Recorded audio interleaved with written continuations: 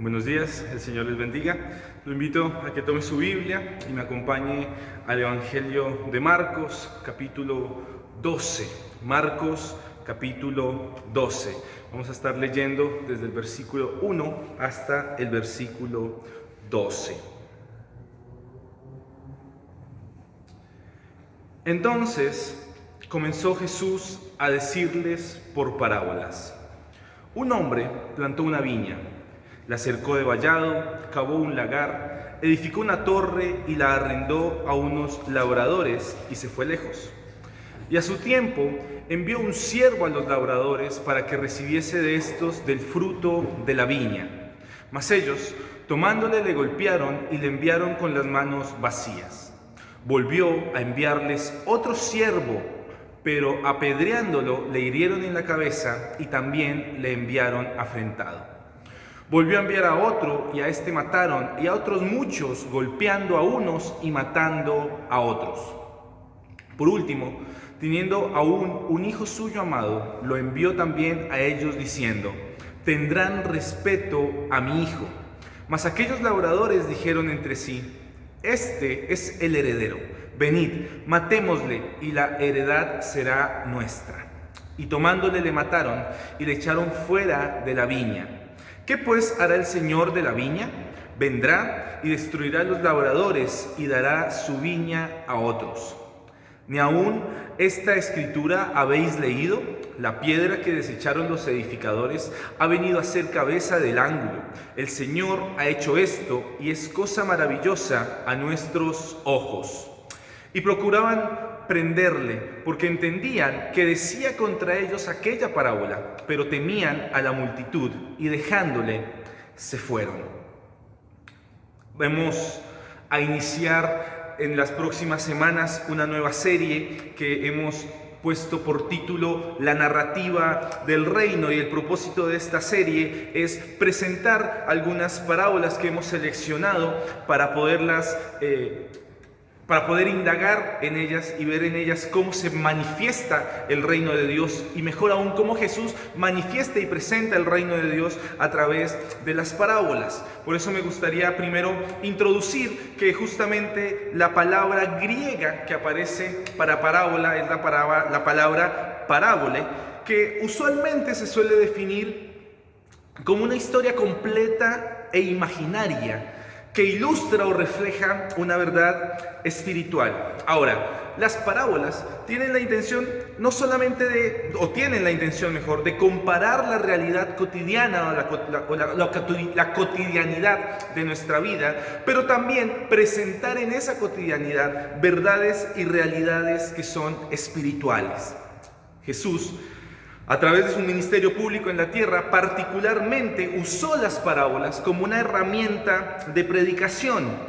La gran mayoría de las parábolas que Jesús usa tienen el propósito de mostrar el funcionamiento del reino de Dios, cómo funciona el reino de Dios, cómo se manifiesta el reino de Dios, y lo hace comparándolo con situaciones cotidianas de la época antigua en la cual Él está presente. En esta ocasión, entonces, nos encontramos con la parábola de los labradores malvados. Pero antes de indagar y entrar plenamente a la parábola, es necesario que veamos un poco el contexto sobre el cual Jesús va a presentar esta parábola.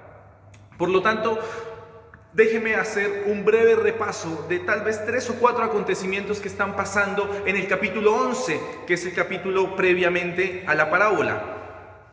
Jesús acaba de entrar a la ciudad de Jerusalén y acaba de ser aclamado en la ciudad de Jerusalén con gritos de Hosana al Hijo bendito, bendito el que viene en el nombre del Señor. Eso lo encontramos en Marcos capítulo 11, versículo 9. Y los que iban delante y los que venían detrás daban voces diciendo: Hosana, bendito el que viene en el nombre del Señor. Esta llegada se aproxima o es cercana a la llegada de su pasión y su muerte en la cruz. Y esta parábola que el Señor va a presentar en el capítulo 12 es tal vez el punto de quiebre final con el cual todos aquellos que odiaban a Jesús, que odiaban su mensaje, que odiaban sus obras milagrosas, van a decidir organizar todo un plan perverso para que él sea asesinado. Seguidamente de esta entrada de Jesús a Jerusalén, Jesús va a venir también a purificar el templo. Y es tal vez allí donde el odio de los sacerdotes y del Sanedrín va a ir en aumento a causa de estas acciones que Jesús está desarrollando. Si vamos al Evangelio de Marcos, en el capítulo 11, en el versículo 18, dice: los jefes de los sacerdotes y los maestros de la ley lo oyeron y comenzaron a buscar la manera de matarlo, pues le temían, ya que toda la gente se maravillaba de sus enseñanzas.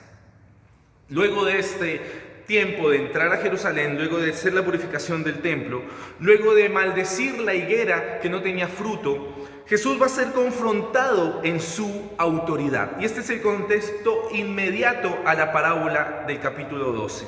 Y Jesús es confrontado sobre su autoridad para enseñar y es interpelado por los sacerdotes y por los escribas. Y Jesús les entrega una respuesta magistral. Jesús va a preguntarles acerca de Juan el Bautista. Para todos nosotros, o mejor aún, para el contexto en el cual está Jesús en este momento, Juan el Bautista, para los sacerdotes y para todo el cuerpo religioso de judíos allí en Jerusalén, Juan el Bautista tenía o era considerado realmente profeta. Entonces lo que Jesús va a hacer es preguntar sobre el mensaje de Juan el Bautista.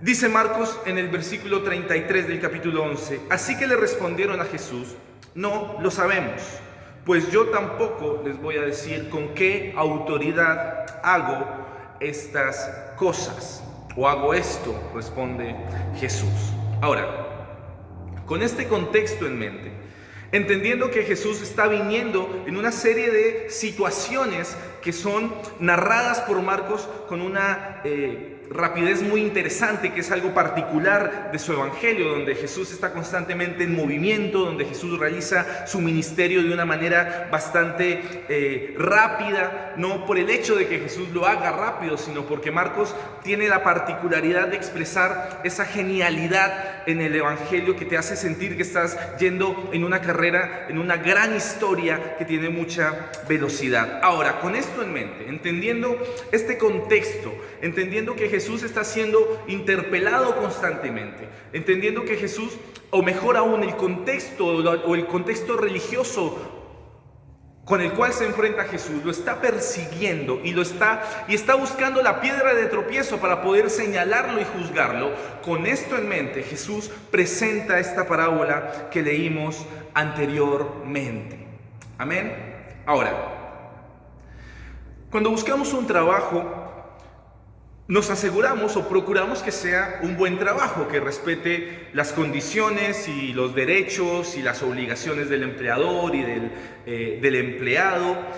Y como jefes, cuando buscamos empleados que sean capaces de desarrollar a la mejor manera su trabajo, pero también que sean honestos, que sean correctos, que todos los quehaceres para los cuales fueron contratados los cumplan. Ahora, en nuestra parábola, en el capítulo 12 de Marcos, el dueño de la viña pone todo en condiciones para que su viña sea exitosa y dé un fruto bueno, un fruto exitoso, un fruto correcto. Jesús va a hacer mención con esta cuestión de la viña, va a hacer referencia a Isaías capítulo 5 para ilustrar cómo este dueño de la viña prepara la viña. Si revisamos rápidamente los versículos iniciales, dice que este hombre planta la viña, dice que la cerca, es decir, la cuida, cava un lagar, un lugar donde va a caer el jugo de la uva, edifica una torre, es decir, edifica un lugar en el cual los trabajadores puedan descansar, puedan protegerse del frío o del sol, y dice que arrienda la viña y luego se va. Ahora, como decíamos anteriormente, para los trabajadores, este dueño o este jefe va a poner todo a su alcance, no solo para que se sientan cómodos trabajando, sino también para que su trabajo sea dignificado, para que sea un trabajo que dignifique su condición humana. Ahora, el dueño va a alquilar su viña. Esta práctica era una práctica muy común que se daba en la época antigua, en la época en la cual estaba Jesús, o en la cual está Jesús en este momento. Y en esta época se acordaba una recolección de la cosecha para el dueño y otra parte de la cosecha para aquel que cuidaba y protegía la cosecha. Eran acuerdos en los cuales cada cierto tiempo, según lo acordado, según dieran el fruto, venían a recoger la cosecha. Pero pasa algo, probablemente han pasado, dicen algunos comentaristas, 5 años desde el momento en que realizan el alquiler o inician el proceso de la viña. Y cuando llega el momento de la cosecha, han pasado probablemente 5 años. Y aquí aparece un evento que tal vez no lo esperábamos. Y me gustaría que nos pusiéramos desde ya en el lugar de aquellos que están oyendo el mensaje de Jesús.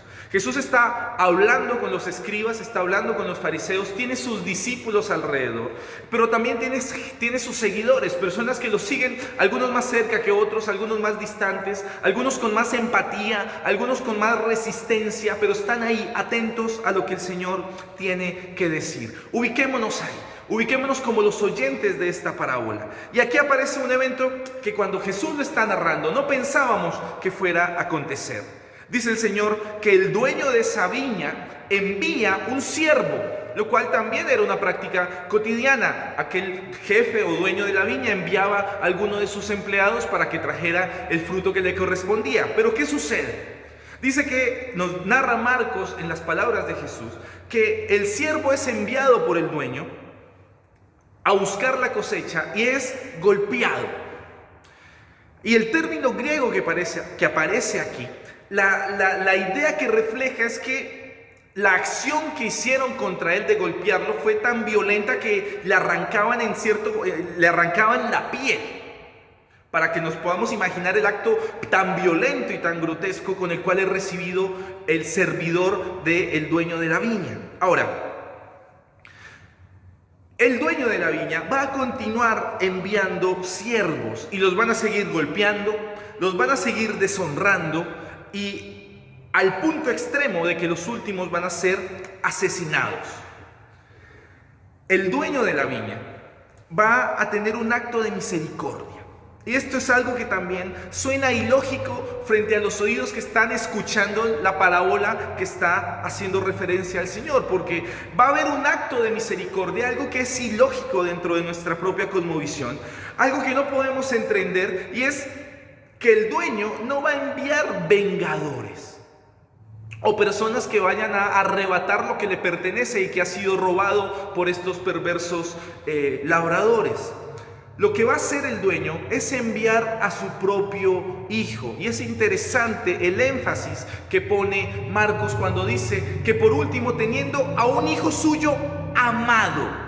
Algo que no había dicho con los siervos, no porque no los amara, pero aquí hay un énfasis particular de Marcos. Era un hijo que él amaba. Y nos puede resonar fuerte aquel momento en el que Jesús es bautizado por Juan el Bautista y se escucha de lo alto esa voz que dice: este es mi hijo amado. Entonces, el dueño de la viña va a hacer un acto de misericordia y va a enviar a su hijo, a su propio hijo, a su hijo amado. Y entonces surge una pregunta: ¿por qué hacer tal acto de misericordia?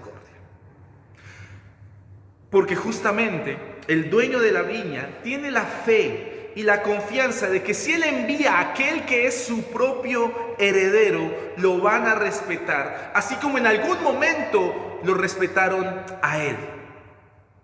Desafortunadamente, este hijo que es muy amado va a morir a manos de los labradores. Los labradores van a encontrar la posibilidad de adueñarse completamente, incluso legalmente, de la tierra, porque decía la ley o estipulaba la ley en aquel entonces que si la tierra no era reclamada en 3 años, entonces la propiedad quedaba para aquel que la estaba trabajando. Por lo tanto, entonces, aquellos que administraron o que se habían apropiado de algo que no les pertenecía, que era la viña, veían la posibilidad de reclamar algo legalmente, asesinando a este heredero.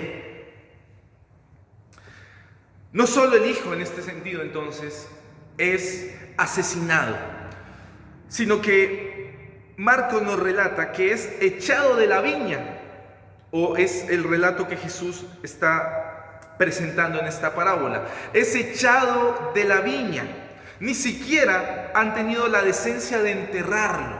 Lo han despreciado y lo han tirado fuera de la viña como un animal salvaje o como un animal totalmente inservible y despreciado.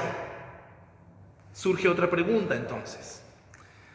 ¿Por qué el dueño de la viña no toma estas medidas extremas y ordena matar a estas personas que se han adueñado de su propiedad? El dueño no hace este acto de maldad o de juicio, o por lo menos no en este momento, porque el dueño de la viña es Dios, y Dios es misericordioso, y Dios es paciente con el mundo, un mundo que Él no desea destruir, sino un mundo que Él desea redimir, y que va a ser redimido más adelante por la obra de Cristo en la cruz. En ese sentido, encontramos tal vez aquí uno de los primeros propósitos de esta parábola: un Dios mostrar o reflejar cómo Dios, incluso en medio de la maldad, es misericordioso y es paciente con el mundo. Podemos seguir haciendo otra pregunta y decir: ¿por qué enviar constantemente servidores una y otra vez para que entren en razón y respeten este contrato? Bueno, los servidores son enviados, los servidores son golpeados, los servidores son asesinados, y esto es una referencia a esos grandes heraldos de la fe que tenemos desde el Antiguo Testamento. Desde el Antiguo Testamento, grandes patriarcas, desde Abraham hasta pasando por Moisés, pasando todos los profetas, encontramos grandes hombres de fe que se entregaron al servicio al Señor, que anunciaban una y otra vez la necesidad de salir de la idolatría del pecado, que anunciaban una y otra vez la necesidad de aceptar el mensaje de salvación. Pero una y otra vez, este anuncio de salvación, de necesidad de arrepentimiento, es rechazado una y otra vez por el pueblo. Por lo tanto, también acá encontramos que la condición pecadora en el mundo es una condición generalizada. Y esta parábola nos refleja cómo el mundo es un mundo caído a causa del pecado. Una vez más, debemos leer esta parábola, no leyéndola distanciada de nosotros mismos. Esta parábola, mis amados hermanos y hermanas, habla de la condición humana caída. Una condición humana que ha caído por el pecado, y el pecado que rechaza la verdad, incluso teniéndola delante de sus ojos, lo cual va a ser justamente una de las conclusiones que Marcos nos presenta en su evangelio, o mejor nos presenta en esta parábola, cuando dice que procuraban prenderle, pero tenían temor, y dejando a Jesús se fueron. Por lo tanto, déjenme entonces introducir algunos breves puntos. Primero, Jesús habla de la profundidad oscura del corazón en esta parábola. Cuando Jesús abre su boca, solamente de Él sale verdad. Él es verdad. Y por lo tanto, Jesús no está presentando aquí una verdad, sino que está presentando la verdad. Y cuando abre su boca, solamente sale verdad, solamente sale santidad. Ahora, les decía hace unos minutos atrás, no leamos la parábola distanciada de nuestra propia condición o considerando que esto es para una cosmovisión que no es la nuestra. En este punto de la narración, o en este punto de la narración de la parábola que Jesús está haciendo, estoy casi seguro que más de uno se sentía incómodo y con ganas de apedrear a Jesús. Y eso es justamente lo que genera un corazón, o más aún, una conciencia que ha sido cauterizada por el pecado, usando las palabras del apóstol Pablo. Porque es justamente cuando el Señor se presenta delante de nosotros que ya no podemos ocultar lo profundo de nuestra condición. Y sabemos que nuestra condición humana ha sido una condición caída que ha rechazado el mensaje de salvación. Y es justamente la condición que Él encuentra en aquellos que están delante de él, está con todo el Sanedrín, está con toda la escuela religiosa de la época. Y ahí está el Señor, sabiendo y conociendo lo que hay en cada uno de sus corazones. A medida que el Señor seguramente narraba su parábola, seguía viendo el corazón de cada una de estas personas, comprendiendo y sabiendo que en lo profundo de ellos había una fuerte necesidad, un hambre de violencia, un hambre de sed. Eran esos labradores malvados de nuestra parábola. Déjeme entonces hacer una breve sintetización o una breve sistematización de algunas cosas para que queden claras. ¿Quiénes son entonces o quiénes serían los personajes en esta parábola? No siempre las parábolas se relacionan con personajes particulares, pero en este caso lo vamos a hacer, o en este caso podemos hacerlo. El hombre que planta la viña, ya lo habíamos dicho anteriormente, es Dios, es el dueño, es aquel que posee la autoridad sobre ese lugar. La viña podría ser la podríamos relacionar con el pueblo de Israel. Aquellos que son los labradores malvados pueden ser los líderes religiosos judíos. Y la cosecha podría ser representada como ese fruto espiritual que el Señor Dios Todopoderoso estaba esperando de Israel. Un pueblo obediente a esa ley de Dios, un pueblo cercano a la ley, que cuidaba la ley, que se protegía en la ley, que confiaba en el Dios que les había entregado la ley. Pero desafortunadamente el fruto que genera es un fruto vacío. Una vez más, Isaías capítulo 5 versículo 4 dice: ¿qué más podría hacer por mi viña que yo no lo haya hecho? Yo esperaba que diera buenas uvas. ¿Por qué dio uvas agrias?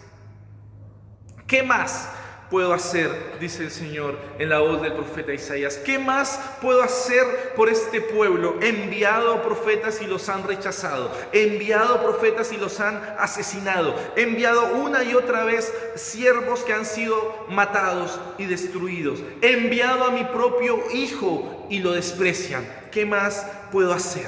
¿Qué más puedo hacer? Preparé toda la viña para que su fruto fuera exitoso. Preparé el mundo para que el mundo fuera un mundo exitoso. Un mundo que temiera al Señor, donde realmente radica el éxito, en el temor al Señor. Pero el mundo, nosotros, la creación, da uvas agrias.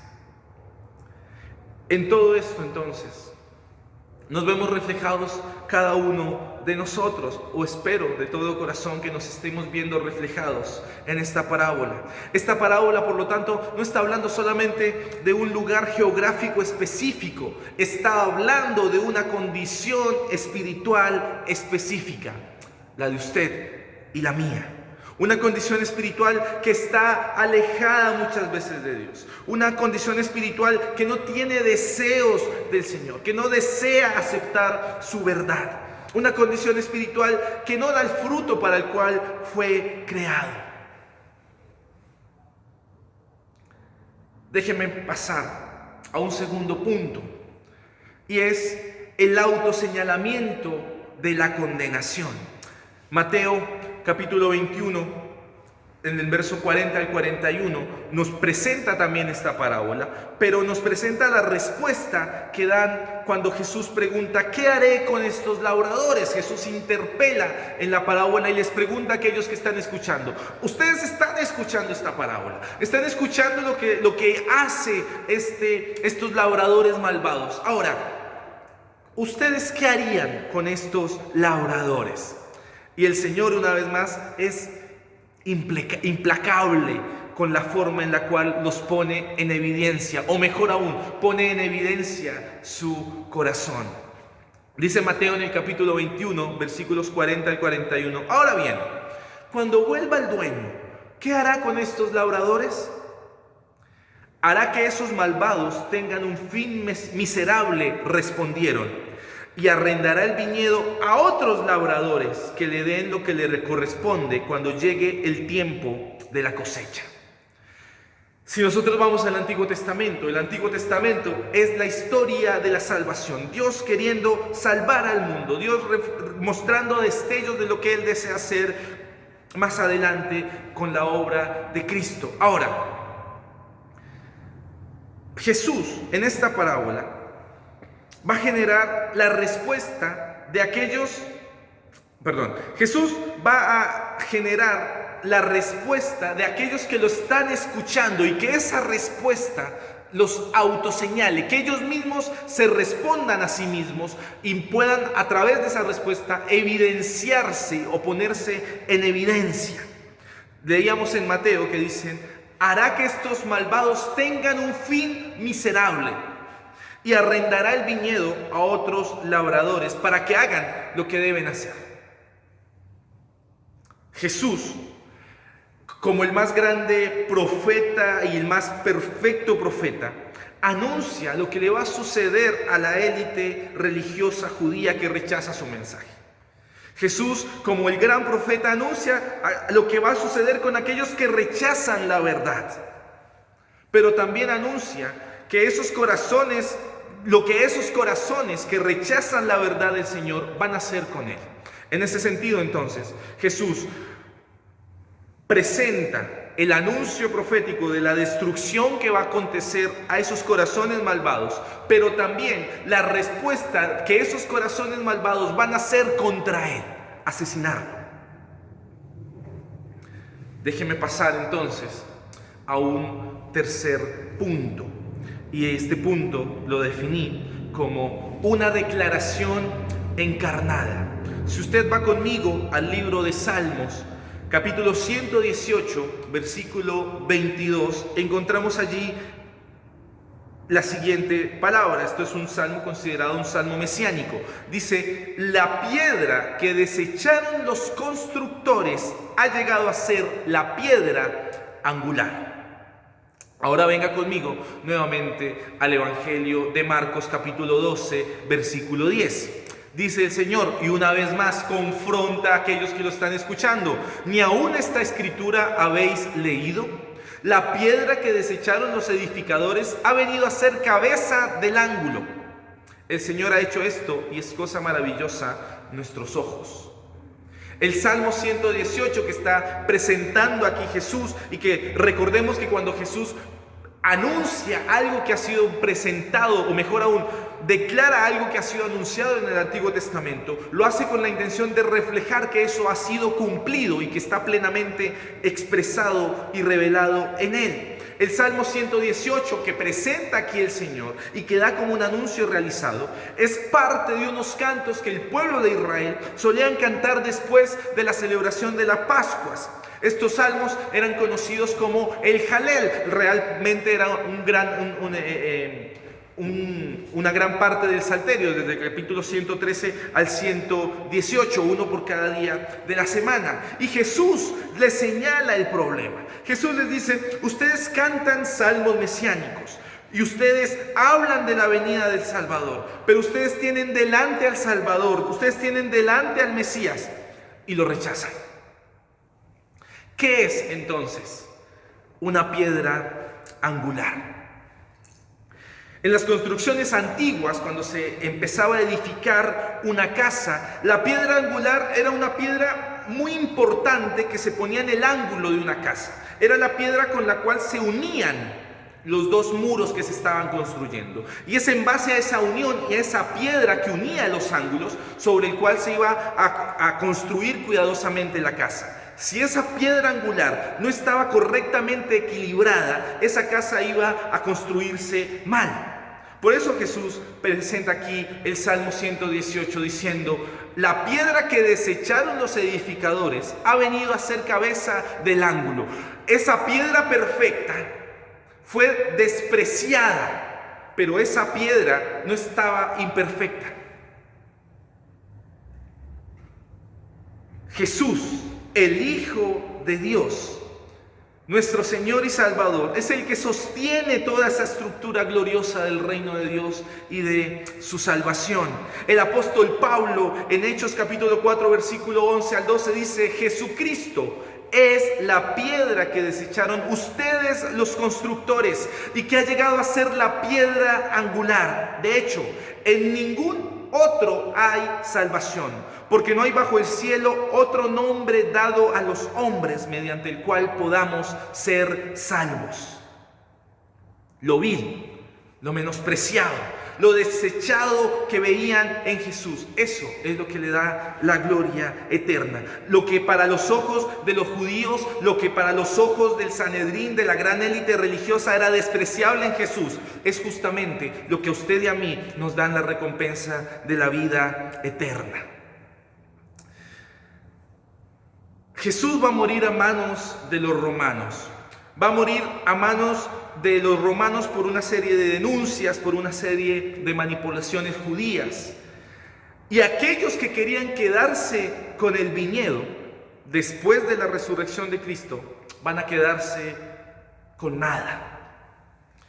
Cuando vemos la historia de Israel y pasamos a la época después de Cristo y vamos a los años 70, nos vamos a dar cuenta que va a venir Tito en una de sus conquistas a Jerusalén y va a destruir el templo.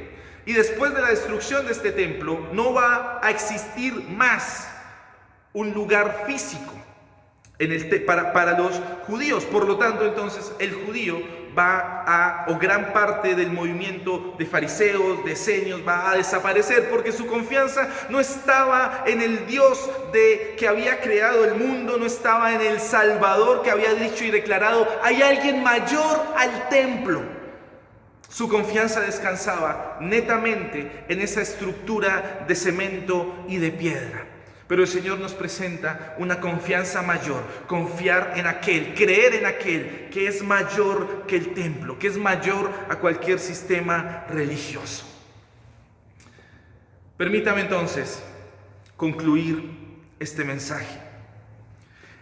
¿Es Dios entonces perverso? ¿Es Dios malvado? ¿Es Dios un Dios cruel con Israel? ¿Es un Dios que ahora rechaza a Israel? ¿Que antes tenía a Israel como su pueblo elegido y ahora lo tiene como un pueblo totalmente despreciable y desechado? Por supuesto que no. Dios es misericordioso. Dios es paciente. Y en el Nuevo Testamento encontramos grandes hombres que fueron judíos, que fueron salvados por Cristo. Un caso puntual: Pablo, aquel Saulo de Tarso, celoso de la ley, judío de judíos, como él mismo lo decía, se encuentra con el resucitado, se encuentra con ese Cristo resucitado y ahora es llamado Pablo. Por lo tanto, entonces, Dios ha entregado su heredad a unos nuevos labradores, y esos nuevos labradores es la iglesia de hoy. Hoy la iglesia es la administradora, o mejor aún, debería ser la administradora de esa heredad. Cada creyente que es sincero, cada creyente que es fiel a Jesucristo es un heredero de esas riquezas de la eternidad. Por lo tanto, entonces, Dios nos pide como iglesia dar los frutos correctos. Una iglesia que crece, una iglesia que avanza en el poder del Evangelio, es la iglesia que tiene a Cristo como su piedra angular. Una familia que crece sana, una familia que crece correctamente, es una familia que tiene a Cristo como su piedra angular. Ahora, cada nuevo creyente o cada persona nueva que acepta al Señor antes fue un labrador perverso, así como usted y como yo. Aquellos que venimos al Evangelio, todos los que participamos y llegamos en algún momento al Evangelio, fuimos labradores perversos, que rechazábamos al dueño de la heredad, que rechazamos a su Hijo amado, pero que por misericordia una vez más el dueño de la heredad enviaba siervos para que pudiéramos escuchar el mensaje de salvación. El Padre envía al Hijo y por ese envío de su Hijo somos reconciliados hoy por amor. Termino con esto. Reconozcamos entonces a Dios como el dueño soberano de la viña de nuestras vidas. Una vez más, reconozcamos a Dios como el dueño soberano de la viña de nuestras vidas. No hay otro lugar, no hay otra piedra angular. Y Marcos termina la parábola diciendo que se preocupaban para prenderle, para castigarle, porque aquellos que estaban escuchando la parábola entendían que los estaba señalando a ellos, porque saben algo, Jesús presenta esta parábola para que aquellos que lo están escuchando entiendan y se sientan aludidos constantemente. Por lo tanto, esta parábola habla, o mejor aún, Jesús con esta parábola señala directamente a esta élite judía que había rechazado al Mesías, que sigue rechazando al Mesías y que va a hacer todo lo que esté a su alcance para destruirlo. Y termina Marcos diciendo: pero temían a la multitud y dejándole se fueron. ¿A dónde se fueron? Capítulos más adelante va a iniciar la pasión de nuestro Señor. Por lo tanto, se fueron seguramente a planificar y a planear todo lo que necesitaban realizar, o todas las conspiraciones necesarias para matar al Señor. Mis amados hermanos, una vez más el Señor viene delante de nosotros, nos presenta las parábolas y nos dice: te estoy hablando a vos, te estoy hablando a vos que tal vez te has apartado del Señor o te has alejado. Te estoy hablando a vos que consideras tal vez que tu espiritualidad está bien, pero que realmente tal vez no lo está. Y una vez más el Señor viene y nos dice: reconózcanme como el dueño soberano de la viña. Dejen que yo cuide sus vidas, dejen que yo administre sus vidas, déjenme ser parte de sus vidas. ¿Qué tal si ahí donde está cierra sus ojos por un momento y me acompaña en una oración? Amado Señor, te damos muchísimas gracias en este día. Te damos gracias por tu palabra, porque una vez más tu palabra se pone delante de nosotros. Tú te pones delante de nosotros, Señor, y hablas verdad. Y todo lo que sale de ti, Señor, es verdad. Por eso hoy te pedimos, Señor, que esta parábola y esta sección del Evangelio de Marcos quede grabado en nuestro corazón, quede grabada en nuestra mente, Señor. Séllala allí, Señor, que no la olvidemos, que podamos, Señor, entender que en algún momento fuimos labradores perversos, pero que en un momento tu gracia irresistible, Señor, no nos pudimos resistir a tu gracia, no nos pudimos resistir a tu favor y a tu misericordia, no nos pudimos resistir a tu belleza y a tu santidad, y aquí estamos delante de ti, Señor. Ayúdanos, Señor, a que nuestras familias, ayúdanos, Señor, a que nuestra iglesia te tenga siempre, como declaraba el apóstol Pedro: Jesucristo es la piedra angular, no hay otro, no hay salvación fuera de Él, no hay salvación fuera de ti, Señor. Ayúdanos, Señor, a entender que nuestra condición humana, una condición caída, una condición pecadora, necesita de ti, Señor. Yo te pido por cada uno, Señor, de mis hermanos. Yo te pido por cada una de las familias de la iglesia representada, Señor. Yo te pido, Señor, por aquellos que tal vez están escuchando este mensaje y no conocen de ti, Señor, que tu gracia irresistible obre en medio de sus corazones, que puedan entender la necesidad del arrepentimiento para reconciliarse contigo y poder ser llamados hijos de Dios. Amado Señor, te damos gracias en esta mañana, pidiéndote una vez más que tu gracia nos envuelva, que tu favor esté con nosotros, Señor, y que podamos día a día crecer en el conocimiento de tu palabra y podamos llegar a ser aquellos labradores buenos y fieles que tú deseas, dando el fruto correcto para el cual fuimos creados. En el nombre de Jesús, amén y amén. Dios les bendiga.